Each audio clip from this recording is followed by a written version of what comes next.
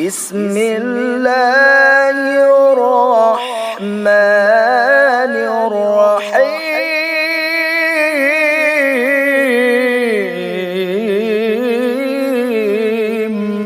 بسم الله الرحمن الرحيم Assalamualaikum warahmatullahi wabarakatuh. Alhamdulillahi rabbil alamin, wabihi nasta'inu ala umurid dunya waddin, wassalatu wassalamu ala asyrafil anbiya'i wal mursalin, wa ala alihi wa sahbihi wa man tabi'ahum bi ihsanin ila yaumiddin. Amma ba'du. Ma'asyiral muslimin rahimakumullah, Bapak-bapak, saudara-saudara hadirin yang dirahmati, yang dimuliakan Allah Subhanahu wa taala, segenap para asatiz, para hujat, para tokoh masyarakat di lingkungan Masjid As-Salam yang kita cintai ini, para pengurus DKM, mudah-mudahan senantiasa kita semuanya dalam naungan keberkahan dan keridhaan Allah Subhanahu wa taala. Bersyukur kita pada permulaan malam hari yang berbahagia ini, dengan izin Allah Rabbul Alamin, kita dalam keadaan sehat walafiat dapat sama-sama hadir di masjid yang kita cintai ini untuk beribadah dengan ucapan alhamdulillahi rabbil alamin, teriring doa kita, mudah-mudahan ibadah yang kita tunaikan menjadi amal soleh kita di sisi Allah Subhanahu wa taala. Salawat dan salam pada junjungan kita Nabi besar Muhammad sallallahu alaihi wasallam yang merupakan uswatun hasanah bagi kita semuanya. Mudah-mudahan Allah limpahkan kepada kita kemampuan lahir dan batin untuk dapat meneladani Rasulullah sallallahu alaihi wasallam, sehingga kelak di yaumil qiyamah kita termasuk orang-orang yang mendapatkan syafaatnya. Bapak-bapak, saudara-saudara hadirin yang dirahmati, yang dimuliakan Allah, wabil khusus para guru, para asatidz, para hujat, kita lanjutkan ta'lim kita yang pada pertemuan yang lalu surah An-Najiat kita baru baca sampai ayat yang ke-8 kalau tidak salah. Sekarang kita lanjut ke ayat yang ke-9-nya. A'udzubillahi minasyaitonirrajim. Absaruha khasi'ah yaquluna inna lamarduduna fil hafirah aija kunna ijaman nakhirah qalu tilka ijan karratun khasirah fa innama hiya jajaratun wahidah fa idahum bisahirah, sampai ayat yang ke-14.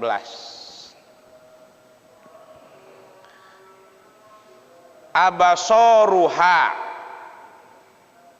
pandangan matanya, khasi'ah, tertunduk.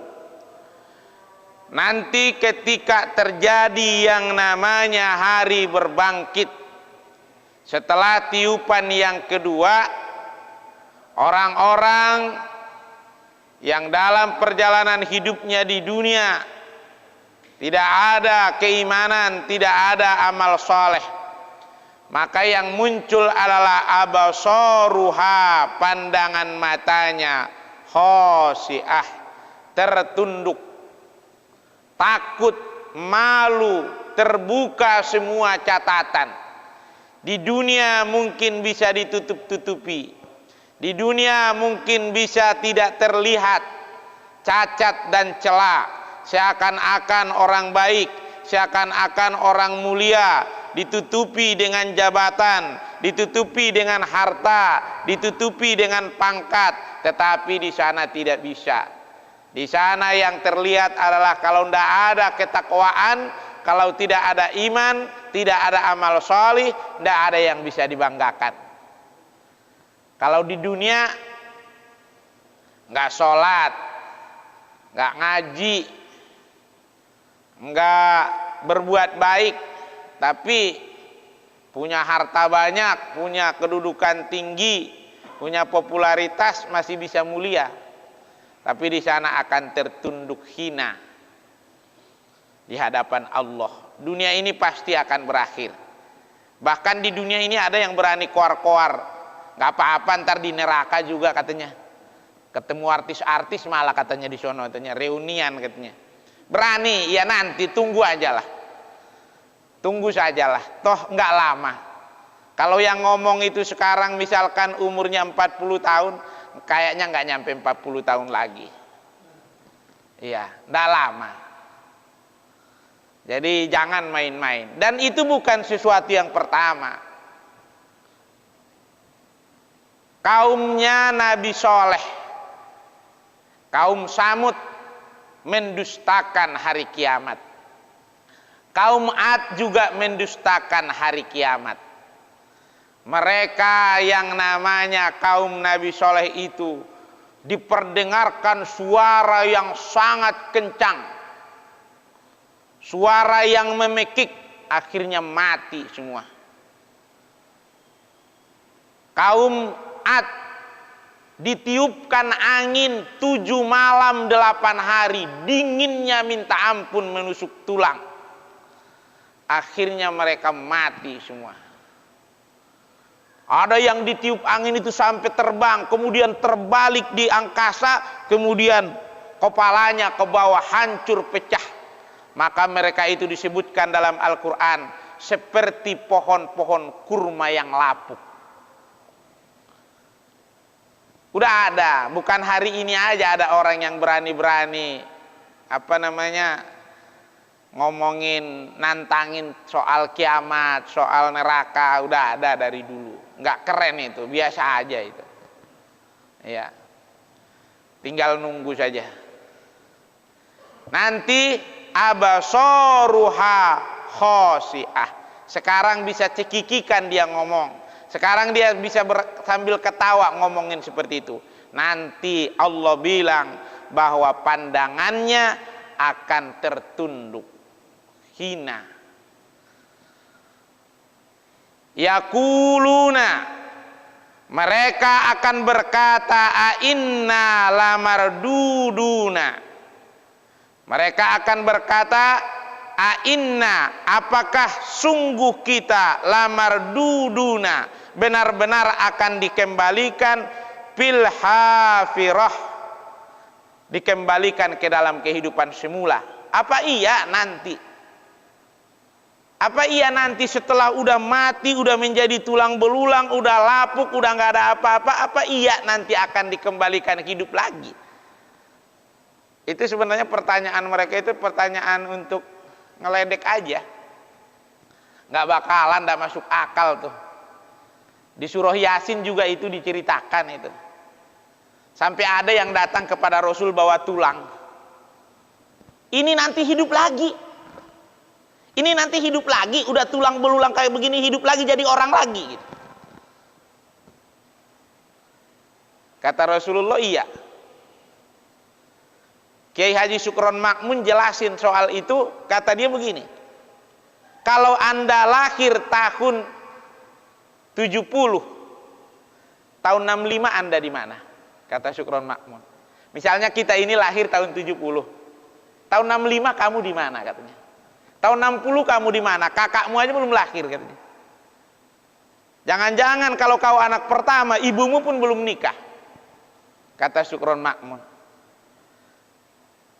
Kalau kau lahir tahun 70, tahun 65 kau di mana? Kalau tahun 69 mungkin sudah ada dalam rahim ibu. Tapi tahun 67, 66 kamu di mana? Jangan-jangan masih di pohon. Jangan-jangan masih berupa padi. Jangan-jangan kamu masih di sawah. kemudian dikonsumsi oleh orang tuamu, dimakan oleh mereka, kemudian yang laki-laki menyimpannya di tulang belakang, yang ibu yang perempuan menyimpannya di tulang dada. Suatu waktu ketemulah itu. Lantas setelah ketemu dengan kudrat iradat Allah, disimpan di sebuah tempat yang kokoh yang disebut namanya fi qararim makin. Jadilah dia darah yang menempel, alaqah. Setelah darah itu nempel begitu, berubah menjadi daging. Tulang belulang dibungkus dengan daging, kemudian ditiupkan ruh. Tadinya kamu ndak ada bentuknya. Kemudian kamu dibuat Allah dari nutfah. Setelah itu kamu jadi manusia, dilahirkan di dunia ini, diberi waktu beberapa saat.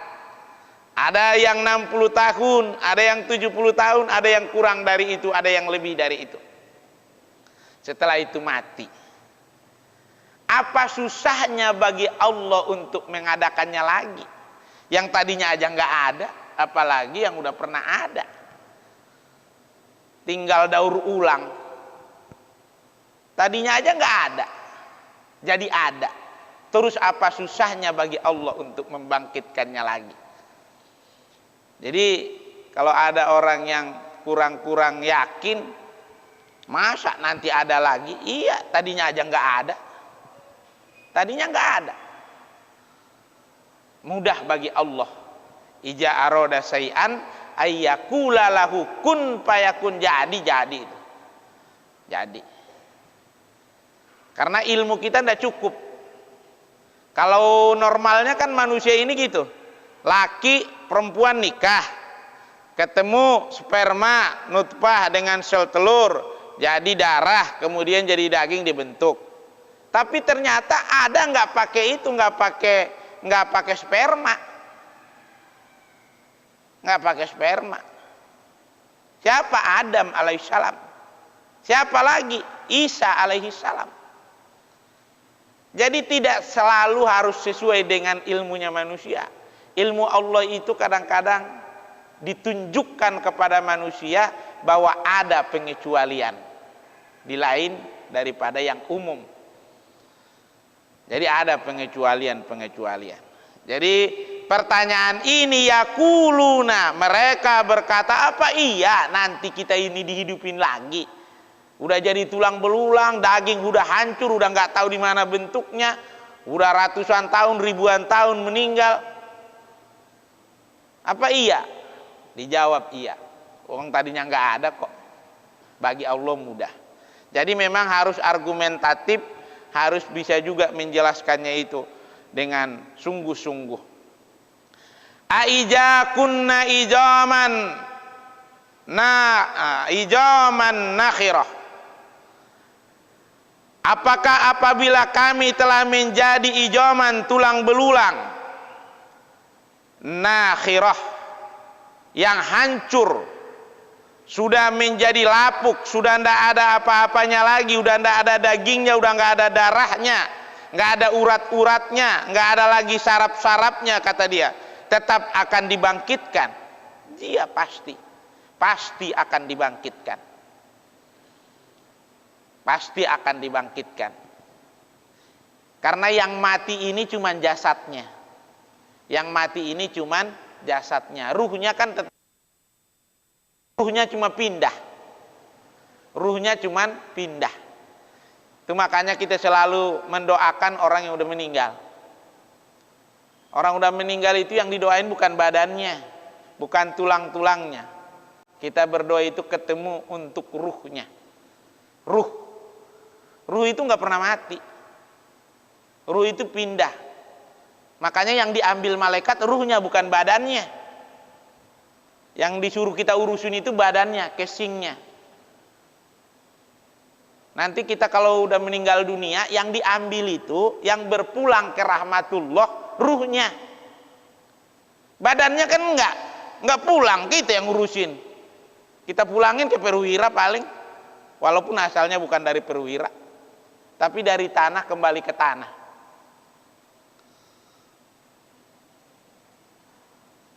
Jadi ruhnya itu tetap hidup. Maka nanti akan dikembalikan lagi. Tadinya badan ini nggak ada, ruh itu udah ada.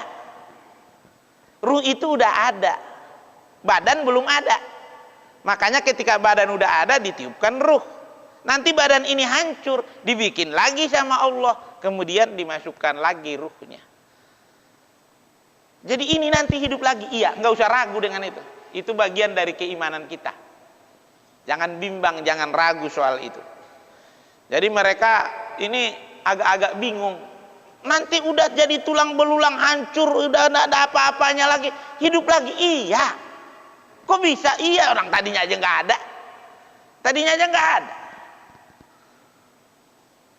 Kalau ini kan udah ada, ceritanya aja udah ada. Kita ini sebelum lahir ceritanya pun nggak ada, Pak. Ceritanya pun nggak ada. Ceritanya nggak ada, modelnya nggak ada. Kalau kita ini udah pernah ada, ceritanya sudah ada, riwayatnya udah ada, kemudian bekas-bekasnya udah ada. Jadi mudah bagi Allah. Kalau ada orang yang belum lahir ditanya, seorang bujangan, anak kamu bagaimana? Belum ada. Bagaimana ceritanya? Belum ada. Nah kalau kita ini udah ada, cuma hancur, kemudian nanti mudah untuk diadakan kembali. Kemudian pada ayat yang ke-12, qalu tilka, mereka berkata, kebangkitan itu ijan karrotan, jika benar-benar terjadi adalah pengembalian khosirah, itu pengembalian yang merugikan, kata mereka. Kenapa merugikan? Karena dia tidak ada persiapan untuk akhirat. Orang mukmin hidup di dunia ini, dia tidak memikirkan hanya bagaimana enak di dunia, tapi bagaimana enak di akhirat. Bahkan kalau dia suruh pilih, mendingan mana enak di dunia atau enak di akhirat, kalau suruh pilih harus salah satunya, dia pilih, orang mukmin pilih enak di akhirat. Itu sebabnya Rasulullah SAW ketika dilihat punggungnya oleh sahabatnya ada bekas tempat tidurnya itu anyaman daun kurma. Kita kalau tidur di tikar kan ada gambarnya, ada bekasnya. Ya Rasul, raja-raja Persia itu duduk di singgasana, dikipas-kipasin sama dayang-dayangnya, pakaian kebesarannya luar biasa, tempat duduknya indah dan menyenangkan. Balai-balai tempat dia bersandar ada bantal-bantal yang empuk. Sedangkan engkau adalah kekasih Allah, engkau Rasul Allah, engkau manusia mulia, begini hidupmu di dunia. Bercucuran air mata sahabat melihatnya.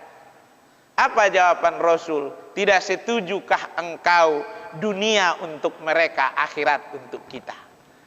Rasul tidak minta. Kalau Rasul minta yang namanya gunung Uhud itu jadi emas, dibikin Allah jadi gunung emas. Bahkan dalam satu riwayat pernah Rasul itu mendapatkan hadiah dari Raja Habib bin Malik. Siapa Pak? Ada yang dipanggil?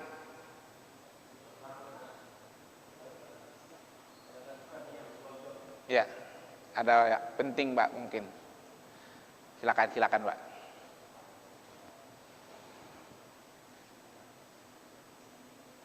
Ada raja dari Yaman namanya Habib bin Malik pernah memberikan hadiah berupa emas kepada Rasulullah SAW. Tetapi Rasul justru enggak, biasa aja. Bahkan dalam riwayat itu ditanam itu emas, dibuang sama Rasul. Jadi tanah, kalian jadi tanah semuanya. Rasul makanya sampai hari ini ketika kita baca kitab Ihya Ulumuddin, ada seorang ulama yang bernama Hatim, muridnya Syakik, datang ke Madinah waktu itu. Tentu ini udah bukan di zaman Khulafaur Rasyidin. Dia datang ke sana, dia bertanya, kota apa ini? Ditanya dia kepada orang-orang di Madinah. Orang-orang menyatakan ini kota Nabi, Madinatul Munawwarah.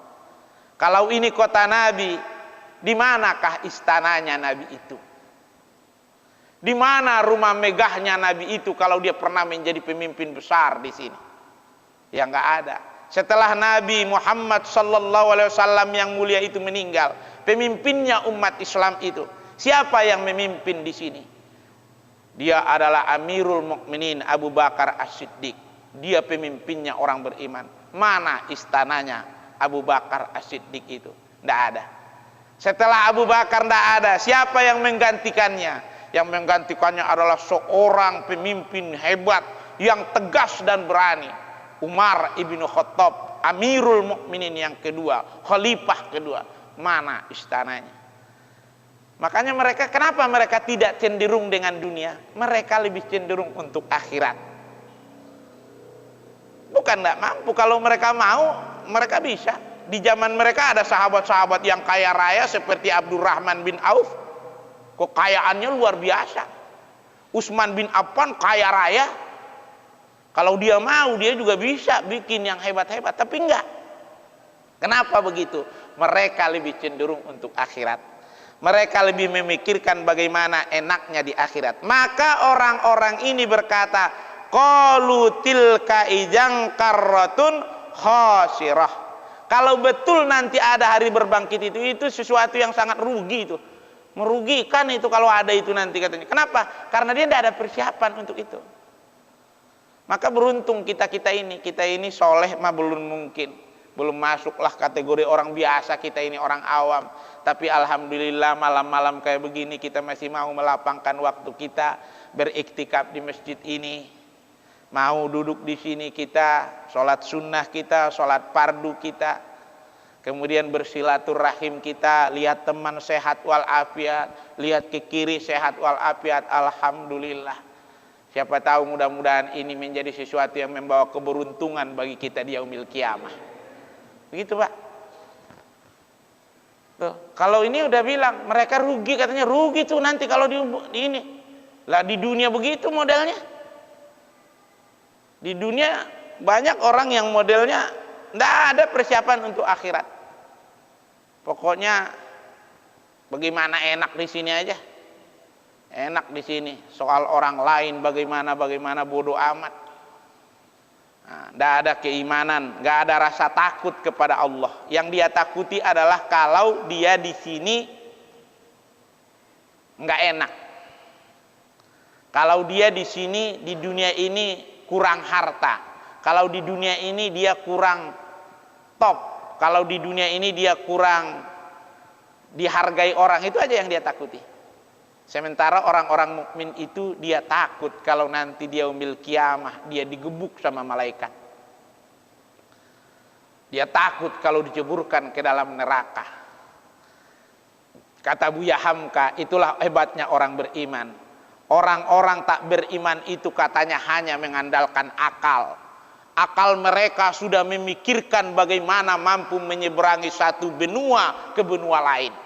Akal mereka telah mampu menjangkau bagaimana bisa berkomunikasi dari satu tempat ke tempat yang jauh di belahan dunia ini. Itu akal mereka. Dan kita mengatakan itu canggih. Tetapi orang beriman itu, kata Buya Hamka, bukan cuma akalnya yang tajam, tetapi hayalnya sampai memikirkan surga dan neraka. Menggigil dia, bercucuran air matanya mendengarkan ayat-ayat tentang neraka. Kenapa? Daya hayalnya dengan akalnya menyatu, meyakini tentang hari kiamat yang dahsyat itu. Itu tidak nyampe, orang-orang kafir nggak nyampe. Dia malah kayaknya nggak ada itu. Tapi orang beriman nyampe. Akal dan hayalnya menyatu. Saya kaget tuh ketika baca pernyataan Buya Hamka soal kayak begitu. Ternyata Buya Hamka itu luar biasa Pak. Perkataan yang kadang-kadang kita nggak nyampe, nggak ada kepikiran kayak begitu. Tapi beliau bahwa orang mukmin itu katanya lebih hebat. Mereka mikirkan tentang bagaimana hidup di bulan, bagaimana mau pergi ke planet-planet lain. Tapi orang mukmin memikirkan bagaimana bisa pergi ke surga. Tuh bayangin Pak. Ya Allah ya Rabbi ya Karim. Makanya kalau sudah 2/3 malam, orang mukmin itu dia bangun, bangkit, bukan mau memikirkan bagaimana ke bulan, bukan mau memikirkan bagaimana membangun rumah mewah, bukan memikirkan bagaimana dapat keuntungan besar dari bisnisnya. Dia bangun di ujung 1/3 malam itu memikirkan bagaimana mendapat ampunan Allah Subhanahu wa taala. Itu luar biasa, Pak. Kalau enggak dengan iktikat yang luar biasa, enggak muncul itu. Enggak muncul. Ya kan, bayangin aja Pak, jam 2 atau jam 3 malam bangun. Mau ngapain? Mau ngapain? Bukan mau dapat duit. Bukan mau bikin perjanjian bisnis, bukan mau tanda tangan MOU, bukan. Hanya ingin mendapatkan keridhaan Allah. Itu kalau enggak keimanan enggak bisa itu, Pak. Makanya orang-orang seperti itu dijanjikan maqamam mahmudah. Janjinya dari Allah. Emang MOU-nya dari Allah, maqamam mahmudah itu. Bukan dari orang-orang biasa. Makanya sekiranya itu dunia, Pak. Sekiranya itu dunia. Siapa yang bangun tengah malam, mulai dari jam 2 sampai subuh dia beribadah, besok diangkat menjadi bupati. Kayaknya banyak yang bangun, Pak. Ya akan banyak yang bangun. Oh, jadi bupati lumayan lah, begitu. Orang ngeluarin duit mau jadi bupati berjuta-juta, beratus juta aja orang mau. Jangan diangkat jadi bupati. Siapa yang bangun nanti tengah malam, jam-jam 2 dia beribadah, sholat, baca Quran sampai subuh, disiapin 10 juta. Bangun, saya juga bangun, Pak. 10 juta. Jangan kata 10 juta dah. Paronya 5 juta, bangun kita. Besok pagi 1 gerobak nasi uduk bisa diborong. Kan itu pikirannya. Tapi orang mukmin tidak berpikir materi. Orang mukmin bukan materi yang dipikirkan. Sekiranya materi bentuknya, Pak, yakin saya. Yakin saya. Makanya wajar kalau orang diajak ngaji, bapak-bapak, saudara-saudara, kita pengajian, kita baca Quran, kita berzikir. Besok akan disiapkan makanan ayam bakar, sate padang, oh apalagi disiapin makanan-makanan, minuman, tengah malam jahe segala macem. Yakin yang datang nggak banyak, Pak. Kenapa? Suruh ngaji. Tapi kalau ntar malam akan ada dangdut, nggak usah siapin makanan, orang datang. Nggak usah dikasih. Bahkan bila perlu tiketnya jutaan pun orang kadang-kadang datang. Kita lihat kalau datang artis dari luar negeri. Dulu apa namanya, Justin itu datang ke Sentul itu, anak-anak remaja udah ada yang booking villa, udah ada yang booking tempat di sana, Pak, 2 minggu sebelumnya. Kan gila-gilaan, Pak. Berapa? Ngeluarin duit jutaan.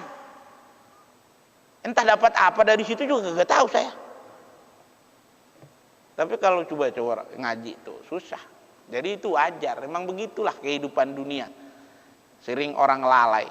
Makanya dia bilang qalu tilka idzan karratun khasirah. Rugi katanya itu kalau nanti dilakukan, kalau betul itu terjadi rugi. Memang betul akan terjadi. Betul akan terjadi hari berbangkit itu. Pasti akan terjadi. Fa innama hiya zazratun wahidah. Fa innama, maka sungguh hanya, hiya jazratun, dengan tiupan sungguh akan terjadi yang namanya pengembalian hari berbangkit itu dengan 1 tiupan wahidatun. Jadi ada nanti 2 kali tiupan sangkakala kalau dalam tafsirnya itu. Itu pertama tiup mati semuanya, tiupan kedua berbangkit semua. Jadi 2 kali tiupan. Faijahum bisahirah, maka seketika mereka makhluk-makhluk ini dalam keadaan hidup kembali. bisakhirah, hidup kembali. Di mana ini tempatnya? Dalam tafsirnya itu di bumi, tapi bumi yang lain. Dalam tafsir itu dijelaskan di bumi, buminya itu rata, bumi yang lain. Apakah bumi yang kita pijak ini? Kalau dalam tafsir itu yang lebih kuat menjelaskan bumi yang lain itu bumi yang belum terjadi di atasnya perbuatan dosa dan belum pernah terjadi di atasnya pertumpahan darah. Wallahu a'lam bishawab. Tapi yang jelas bahwa akan dibangkitkan.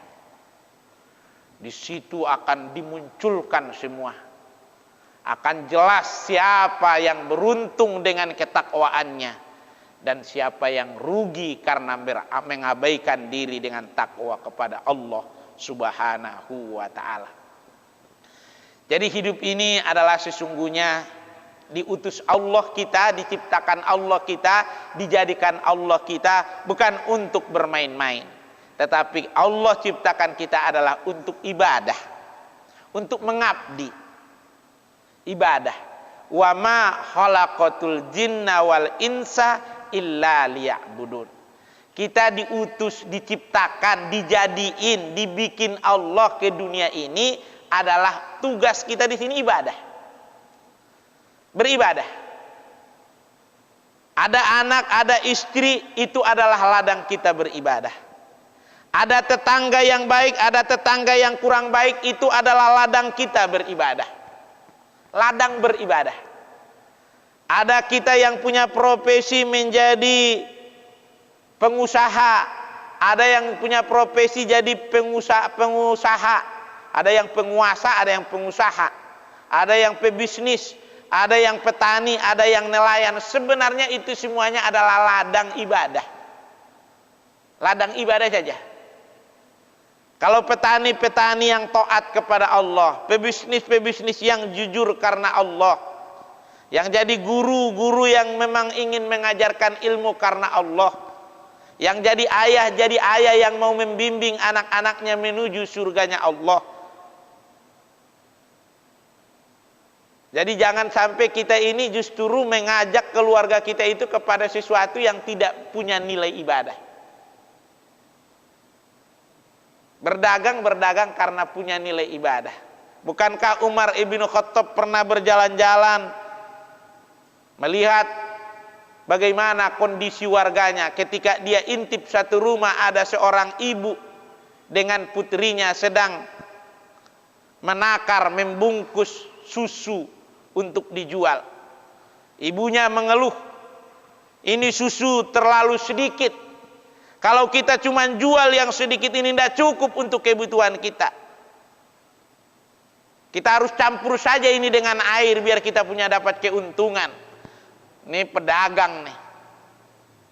Biar kita dapat keuntungan, kita campur aja pakai air, toh nggak ada yang tahu. Umar ibnu Khattab nggak bakal tahu, nggak bakal ngukum kita. Dia kan enak aja ngomong harus jujur.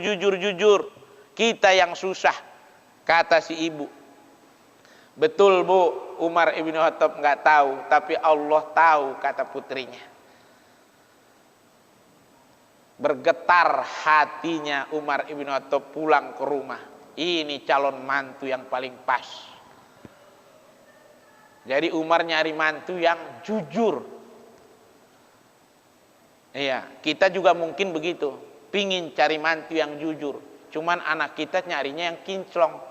Nah itu kadang-kadang gak ketemu. Kita mau ada mantu yang jujur, tapi kadang-kadang akhirnya dikasih tahu kepada Abdullah bin Umar. Jadi itu istrinya.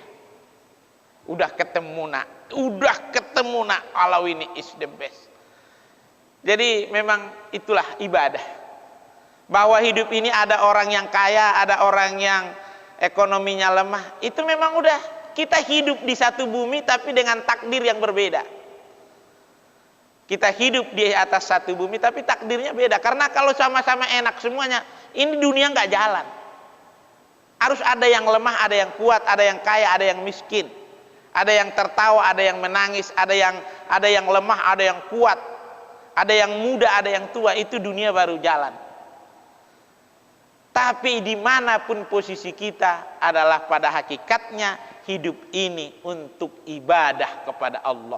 Karena tidak terhalang orang miskin untuk ibadah. Tidak terhalang orang karena kaya untuk beribadah. Tidak terhalang orang beribadah karena dia sudah tua. Karena ibadah itu disesuaikan dengan kemampuan kita sendiri. Karena nggak disuruh ibadah di luar kemampuan kita. Yang mampu rukunya mantap, ruku mantap. Yang mampu sujudnya lama, sujud. Nggak mampu saya berdiri, ya duduk.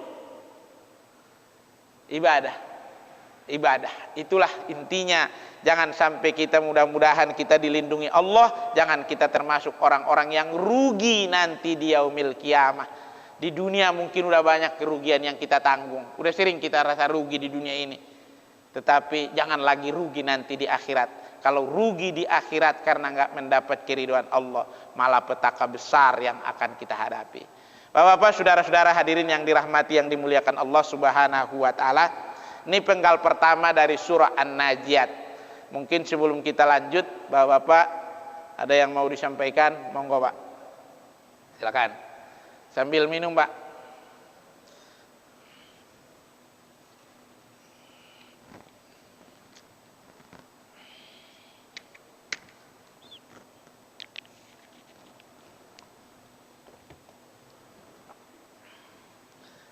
Ada, Pak? Baik, kalau nggak ada kita lanjut. Santai-santai aja, Pak. Ya, duduknya jangan sampai kaki nanti jadi kesemutan. Kalau harus dilempengin, lempengin aja. Iya. Iya. Insya Allah kalau ya, monggo, Pak. Ya, Pak.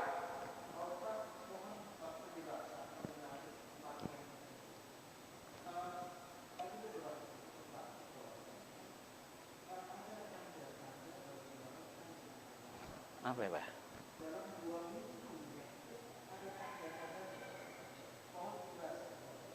Oh iya.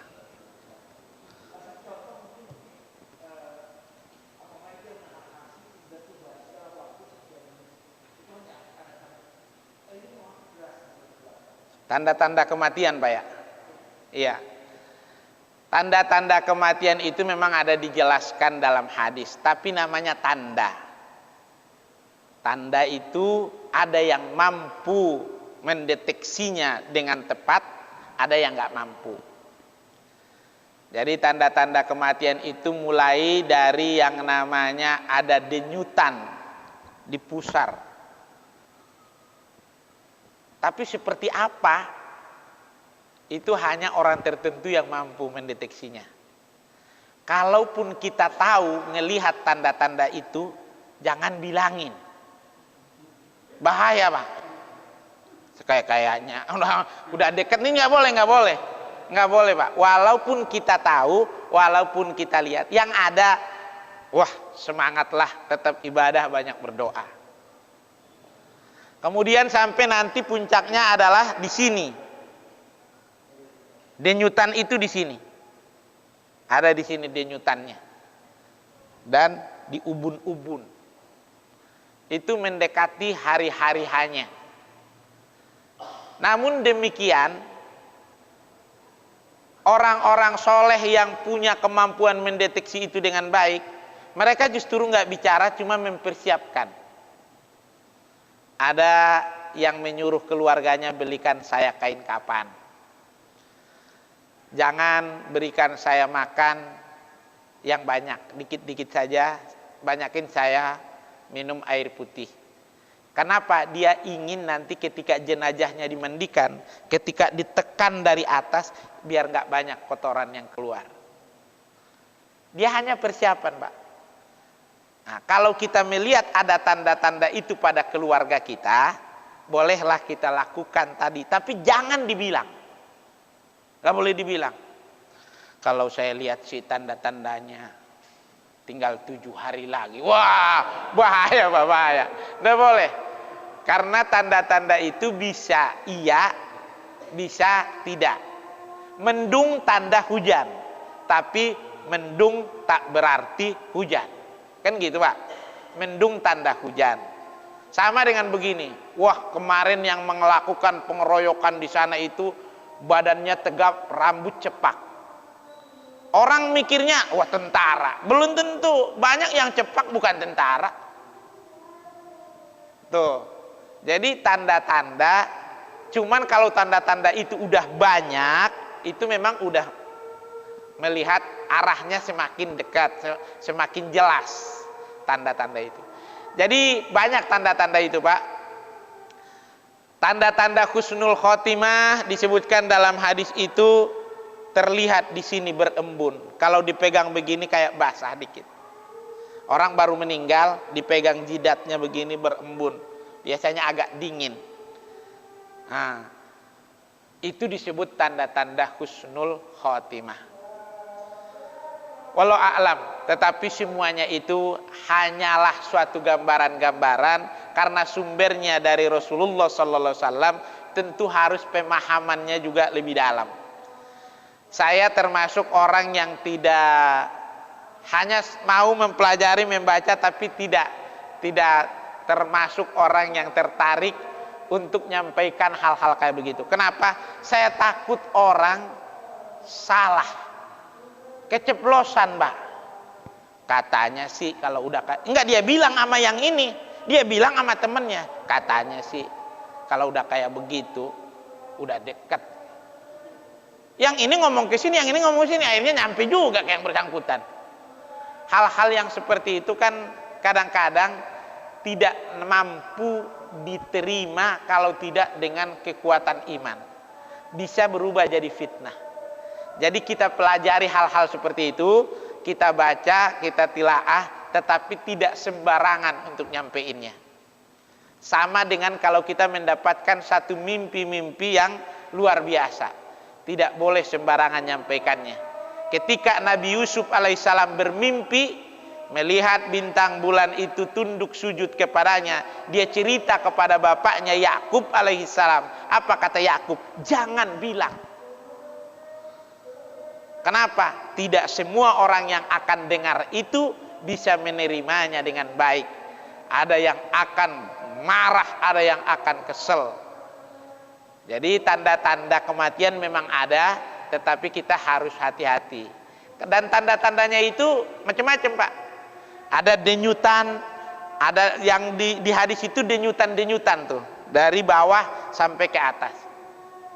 Kalau tanda-tanda yang disampaikan oleh para orang-orang tua, ketika kita menjenguk mereka, orang-orang lagi sakit, ketika kita betulkan pakaiannya, diabaikannya pakaian itu, disingkirkannya.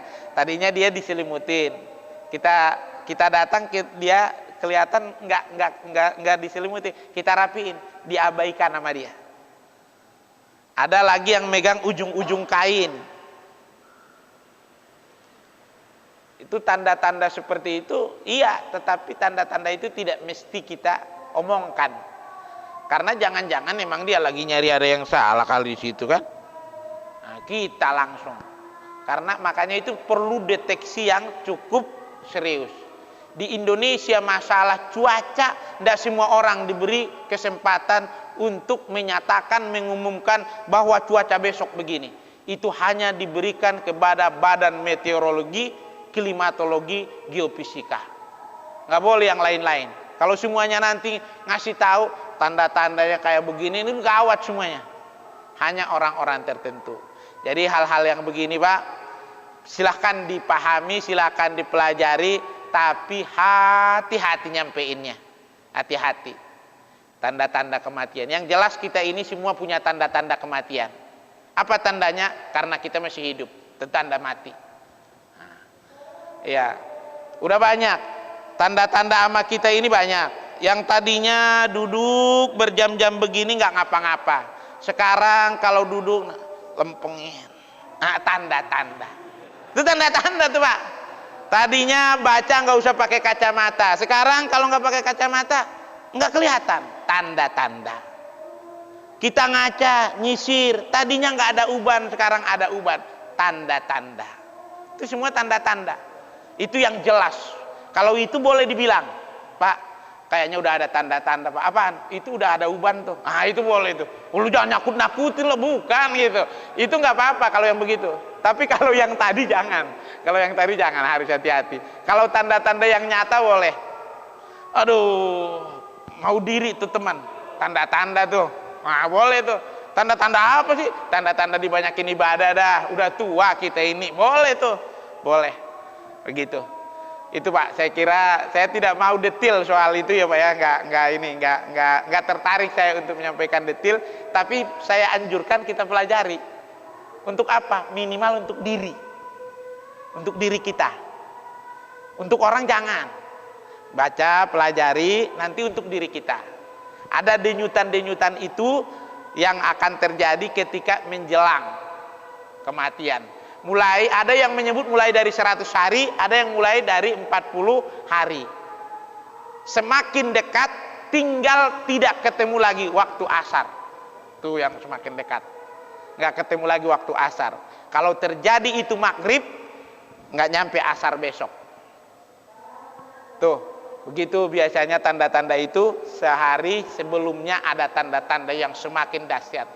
Tetapi tidak semua orang mampu mendeteksi itu dengan baik. Kadang-kadang kita abai.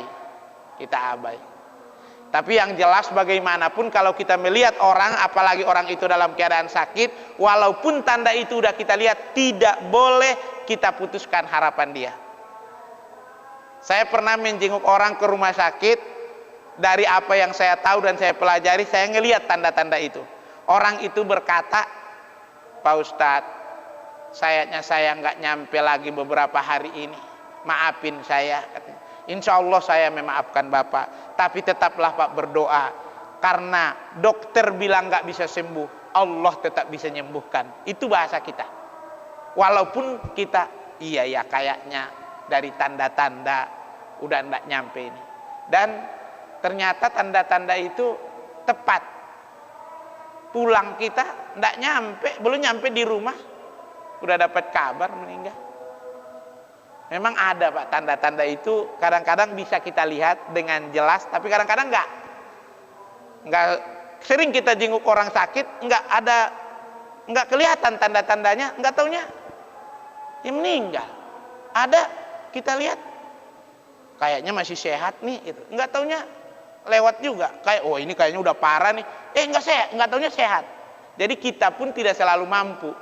Tapi ulama-ulama besar sering tepat Pak. Sering tepat. Mereka sering tepat mendeteksinya.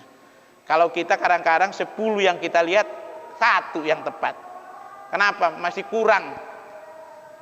Mata batin kita mungkin masih agak-agak tumpul, kurang tajam. Secara ilmu iya, secara mempelajari iya, tetapi secara deteksinya enggak. Hadisnya udah dibaca. Begitu barangkali Pak. Ada lagi Pak? 2 menit lagi kita udah mau isya.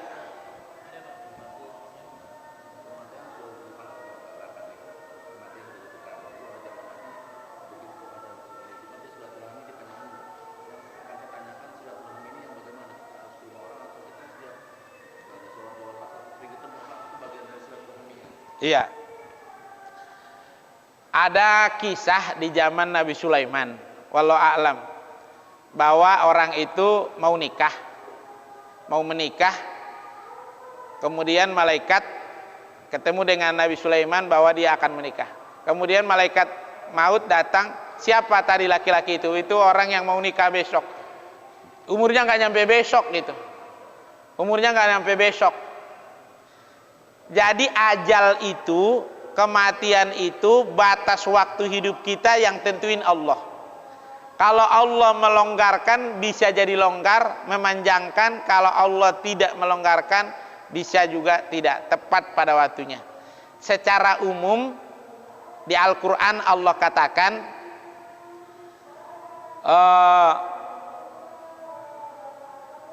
setiap umat, kullu ummatin ajal, fa ijaja ajaluhum la yastakhiruna sa'atau wa la yastaqdimun. Tidak bisa dipanjangkan, tidak bisa dipendekkan. Tetapi itu umum. Tentu Allah punya, karena nggak bisa diintervensi Allah itu. Kalau Allah mau dia bisa aja ubah apa yang udah dia tentuin.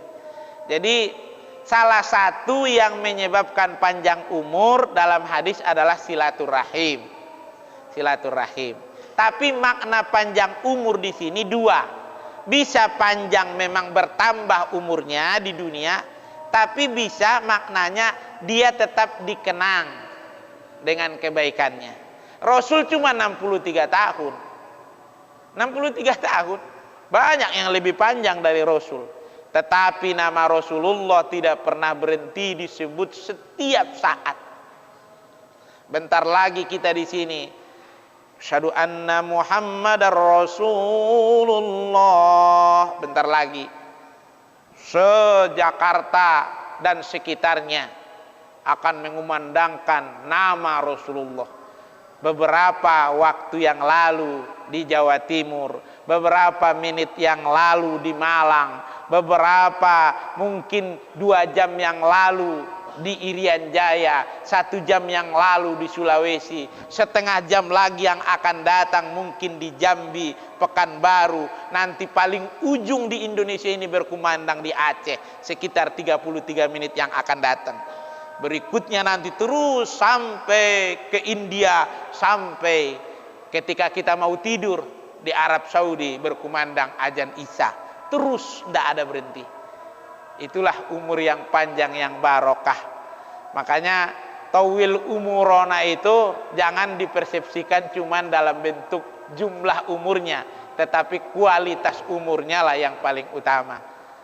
Barangkali demikian Bapak-bapak. Sudah masuk waktu Isya, mohon maaf kalau ada yang kurang berkenan. Usikum wa nafsi bitaqallah. Billahi taufiq wal hidayah. Assalamualaikum warahmatullahi wabarakatuh.